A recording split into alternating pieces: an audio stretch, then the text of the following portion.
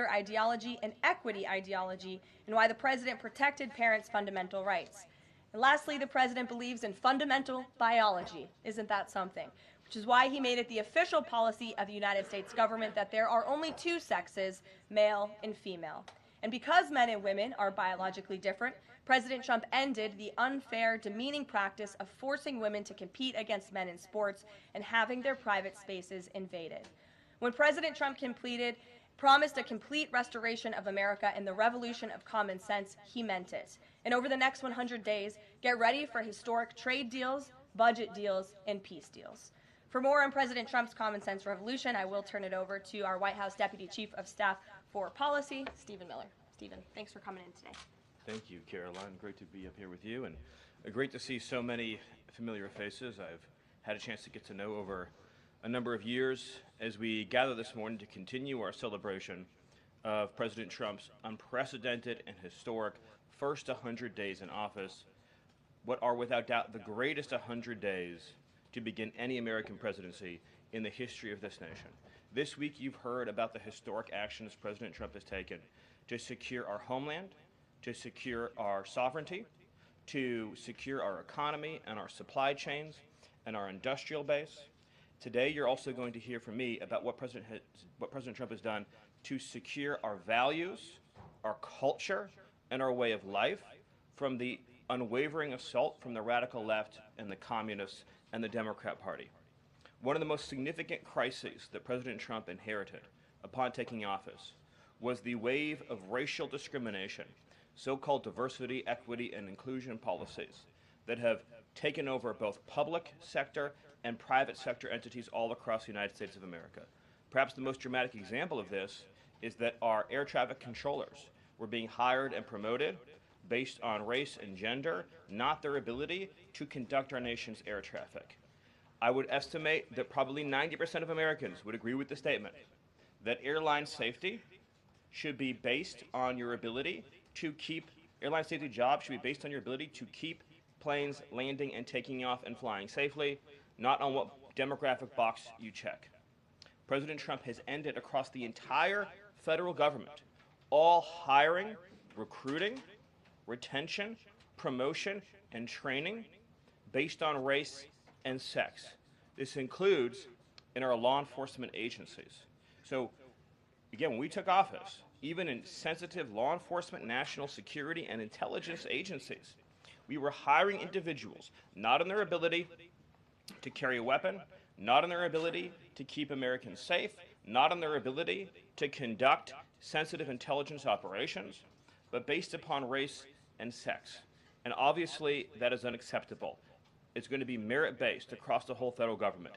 But this wasn't just the federal government. This was the private sector, and this was also, of course, our entire university and education system. So President Trump's Department of Justice, working with other departments and agencies, have made clear that this administration is going to fully enforce Title VI, Title VII, and Title IX of our Federal Civil Rights Code. Discrimination based on race and sex is prohibited by law, and this administration will vigorously enforce that. And companies, small or large, that violate plain text of federal statutes will face appropriate financial and other penalties. This administration is not going to let our society devolve into communist, woke, DEI strangulation. We are going to have a system of merit, which is not just a social and cultural issue, it's an economic issue. When you hire, retain, and recruit based on merit, as President Trump has directed, you advance innovation, you advance growth, you advance investment, you advance job creation, you create the best and safest product for all Americans. When a citizen goes to, say, a hospital in a medical emergency, they don't care what race or sex their doctor or their nurse is. They want the best treatment they can get in that emergency. When they're flying a plane or when they're on an aircraft, they want that pilot to be the best pilot, the safest pilot, not caring what that pilot's race or sex is. This applies across the whole government. In particular, looking at our university system, this administration has opened investigations into universities across the country for violating, and we talk a lot about Supreme Court rulings, Universities across this country are in plain and direct violation of the Supreme Court's ruling that affirmative action, as in racial quotas and set-asides, are illegal. Students must be admitted to universities on a color-blind basis. But we have demonstrated through clear evidence that our university system, including our medical schools, and perhaps particularly our medical schools, are engaging in race-based discrimination, racial set-asides, racial quota schemes, and other efforts to evade the Supreme Court's ruling, and again, the plain text of federal statute.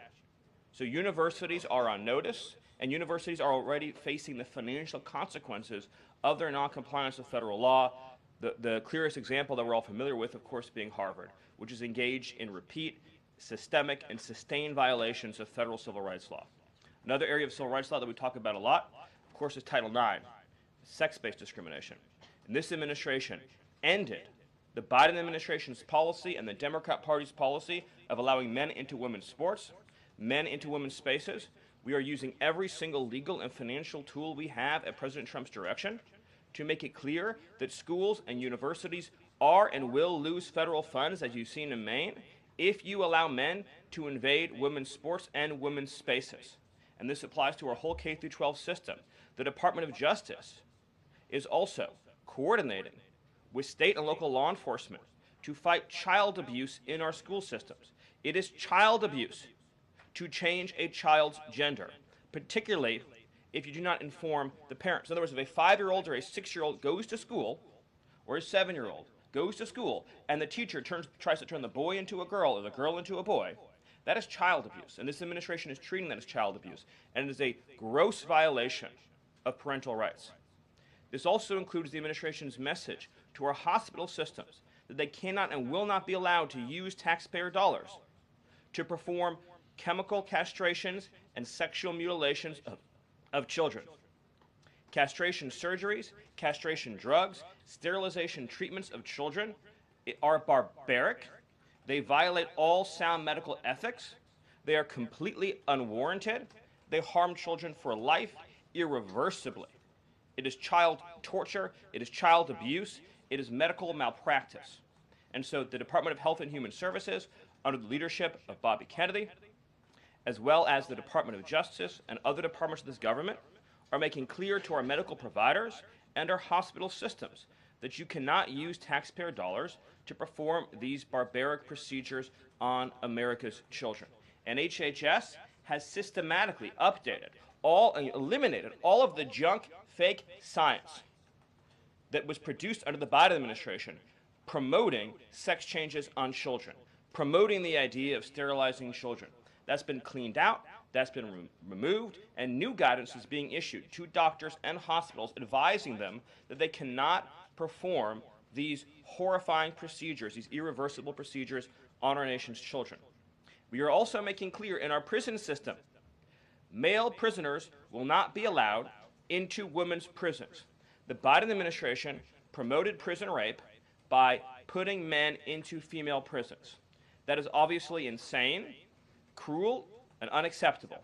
And even though the Democrat Party and Hakeem Jeffries and the Democrat media continue to fight to put men into women's prisons, this administration will not allow that. And will not allow men, as well, in our K-12 system, into women's private spaces and restrooms. We have seen horrifying example after example of young girls being sexually assaulted because school districts have allowed men into women's and girls' private spaces. This administration, President Trump, is at the forefront of protecting women and protecting girls. And nowhere is that clearer than when we are talking about fighting radical gender ideology. This administration is also fighting to get critical race theory out of our school districts. Children will be taught to love America. Children will be taught to be patriots. Children will be taught civic values for schools that want federal taxpayer funding. So as we close the Department of Education and we provide funding to states, we are going to make sure that these funds are not being used to promote communist ideology. For any nation to be successful, it cannot teach its children to hate themselves and to hate their country. So these are a few of the areas in which President Trump has fought the cancerous, communist, woke culture that was destroying this country, where we were led to believe that men were women, that women were men, that racial discrimination was good, that merit was bad, and that safety and physical security mattered less than the feelings of liberal ideologues. The president has also fought to return the Department of Justice to its core mission of protecting public safety and locking up violent criminals instead of using the Department of